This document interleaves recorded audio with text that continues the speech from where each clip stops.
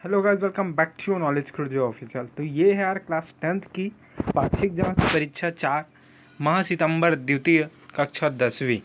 तो यहाँ पे हम हिंदी क्लास 10th के बारे में जानेंगे। तो उसके पहले हम बता दें कि हम सारे सब्जेक्ट के सारे विषय के आंसर्स आप लोगों के लिए ला रहे हैं। तो आपको सिर्फ कमेंट में बताना है कि कौन सा आंसर और चाहिए आपको, और साथ ही साथ असाइनमेंट के आंसर, पाक्षिक के आंसर, सीजी बोर्ड से रिलेटेड हर एक अपडेट आपको हमारे चैनल में मिलेगी। तो चैनल सब्सक्राइब जरूर कर लेना यार। तो ज़्यादा देर ना करते हुए चलिए आगे चलते हैं। और व्हाट्सअप कमेंट बॉक्स में आपको व्हाट्सअप का लिंक मिला होगा कक्षा 10वीं का, वहाँ जाओ कि आप हमें ज्वाइन कर लो ताकि हर एक अपडेट आपको वहाँ पे मिलती रहे। तो ज़्यादा देर ना करते हुए हम चलते हैं जहाँ पे पहला क्वेश्चन सही विकल्प है। तो मैं आपको बता दूं, सबसे पहले हम यहाँ पे कवर करने वाले हैं आपके लघु उत्तरीय प्रश्न से। उसके बाद जो MCQ हैं और जो सत्य असत्य है उसे लास्ट में करेंगे। ठीक है बच्चों, तो चलिए शुरू करते हैं। तो यहाँ पे आप देख पा रहे होंगे लघु उत्तरीय प्रश्न, जिसमें प्रत्येक 2 अंक के निर्धारित हैं, जहाँ पे शब्द सीमा 30 है। तो पहला क्वेश्चन है, घिसा का नाम घिसा कैसे पड़ा। तो आप आंसर यहाँ पे देख पा रहे होंगे। हम ज़्यादा लंबा नहीं खींचेंगे वीडियो को क्योंकि आप लोगों को दिक्कत होता है। तो आप आराम से स्क्रीनशॉट करके या फिर रोक के लिख सकते हो। और साथ ही साथ हम बता दें कि सारे आंसर्स हमारे चैनल पे आ गए हैं, तो जाके आप देख सकते हो वहाँ पे। तो आप हमें, और व्हाट्सअप नंबर में भी आपको मिल जाएगा, जो कमेंट बॉक्स में 10th का ग्रुप है वहाँ एडमिन में जाना, वो हमारा व्हाट्सअप नंबर है।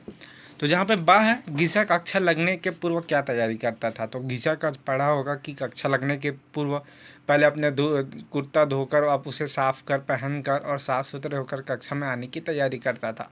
यहाँ पे 30 वर्ड दिए गए हैं, ये ज़्यादा ही लंबा है, तो आप इसमें से देख के एक बार पढ़ के आप आंसर से लिख सकते हो। तो आगे बढ़ते हैं, जहाँ पे आपको इसके आंसर्स ख़त्म होंगे।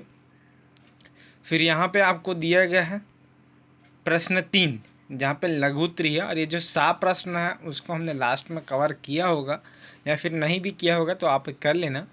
लघु उत्तरीय प्रश्न में है प्रत्येक के 3 अंक निर्धारित हैं। ठीक है बच्चों। तो पहला है, लेखिका भक्ति को अपने अभिभावकों के रूप में क्यों देखती थी।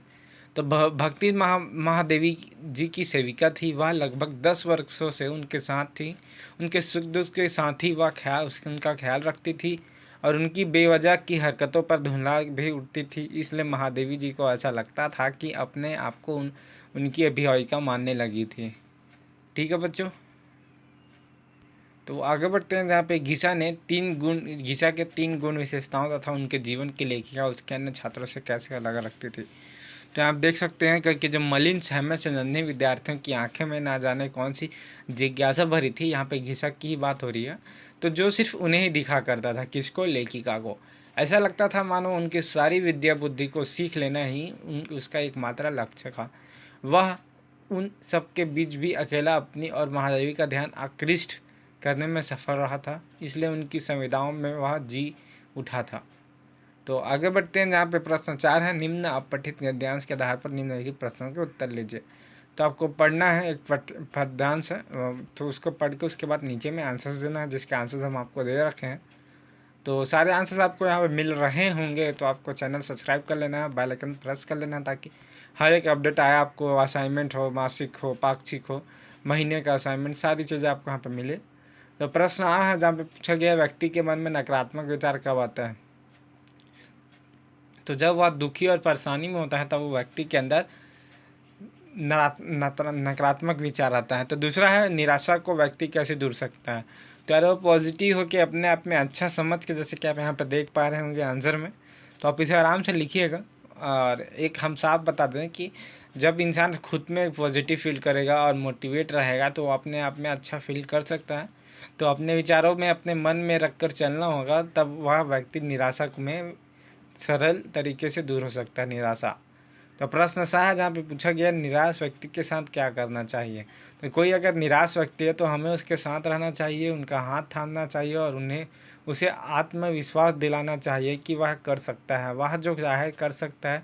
ऐसे आत्मविश्वास उस व्यक्ति को निराशा से दूर कर सकता है। ठीक है बच्चों। तो प्रश्न दा है, जहाँ पे पूछा गया, विलोम शब्द जो निराशा का आशा, असफलता का सफलता, असंभव का संभव। तो यहाँ पे गद्यांश है, जहाँ पे इसके उचित शीर्षक दिए पूछे गए हैं। तो आप अपने उचित शीर्षक लिख सकते हो कि ये आंसर है तो बच्चों आज मैं आप लोगों को एक ऐसी ऐप के बारे में बताना चाहूँगा जो आपकी स्टडी में बहुत ही ज़्यादा हेल्प करेगी, जहां आप अपने क्वेश्चंस, अपने डाउट्स, अपने कॉन्सेप्ट, अपने बोर्ड के क्वेश्चंस और वहां नीट के सारे क्वेश्चंस आप बना पाएंगे। तो ये है फिलो ऐप।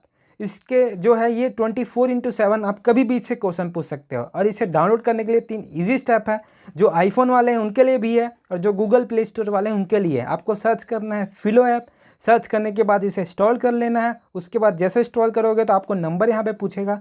नंबर डालने के बाद ऐसे आपकी स्क्रीन पे आ जाएंगे और जो भी क्वेश्चंस है जो आप टेक्स्ट भी कर सकते हो और जो क्वेश्चन है उसके फ़ोटो खींच के अपलोड भी कर सकते हो।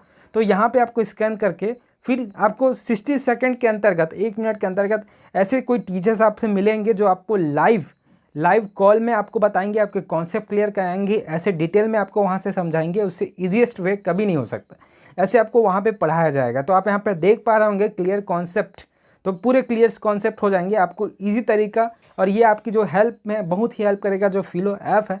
तो इसको आप डाउनलोड करने के लिए 3 ईजी स्टेप यहाँ पे देख पा रहे होंगे। जैसे कि आप यहाँ पर 3 ईजी स्टेप जो आपको यहाँ पे दिखाया जा रहा है, पहले आपको स्टोर करना है, उसके बाद आप आस्क फिलो में कुछ भी पूछ सकते हो। और जो ऐप का लिंक है वो हमारे डिस्क्रिप्शन में है, तो जाके तुरंत डाउनलोड करो। कि मन में विजय पाना या फिर निराश ना होना, ऐसा करके ऐसा कुछ शीर्षक आप आराम से लिख सकते हो। प्रश्न 5 है जहाँ पे निम्न पंक्तियों में व्याख्या करना है, 2 दिए गए हैं। तो हमने शायद नीचे का ही व्याख्या किया गया है, जो है जिनकी भूख झूठी पत्थर से बुझ सकती है उनके लिए परोसे लगाने वाले होते हैं। तो यहाँ पे क्या होता है यार, जो झूठी पत्तल से जिनकी मतलब जिनकी जो भूख है वो बुझ सकती है, तो वहाँ परोसे लगाने का क्या मतलब है। तो ये गीता चैप्टर से लिया गया है। जिनकी जो लेखिका है वो महादेवी वर्मा जी है। तो जब गीता लेखिका के लिए तरबूज लेने जाता है, उनको गुरु दक्षिणा देने के लिए, तो उनके पास पैसे नहीं होते। तो जो खेत का वो होता है, खेत का मालिक का बेटा, जो पुत्र, वो गीता को देखकर बोलते हैं कि जहाँ पे झूठी पत्तल से पे भूख सकती है, वहाँ पे परोसे लगाने वाले पागल होते हैं। मतलब ये है कि जब वो खेत आ रहा है या फिर नहीं, जब वह पुराने कपड़े पहनकर अपना दिन निकाल सकता है, तो आप नए कपड़े क्यों पहने। नए कपड़े इसलिए पहनता था गीता, ताकि उसकी टीचर्स ने उसे कहा था, लेखिका ने कहा था कि तुम साफ सुथरे ढंग से रहना। तो वो लेखिका की हर बात मानता था। तो इस प्रकार इसमें कहा गया था कि जहाँ पे झूठे पत्तल किससे बुझ सकती है भूख, तो वहाँ पे आपको परोसे लगाने वाले पागल होते हैं। तो मैं होप करता हूँ यार आपने थोड़ा पढ़ रखा होगा तो आपको ये पता होगा, और नहीं भी पता तो आप यहाँ से आराम से लिख सकते हो। तो होप करता हूँ जो वीडियो है वो पसंद आई होगी। हम लास्ट में चलते हैं आपको MCQ बताने। MCQ क्या है यार, आप अपने से लिखिएगा, क्योंकि MCQ से हम आपको पूरा नहीं बता पाएंगे। तो MCQ की तरफ चलते हैं।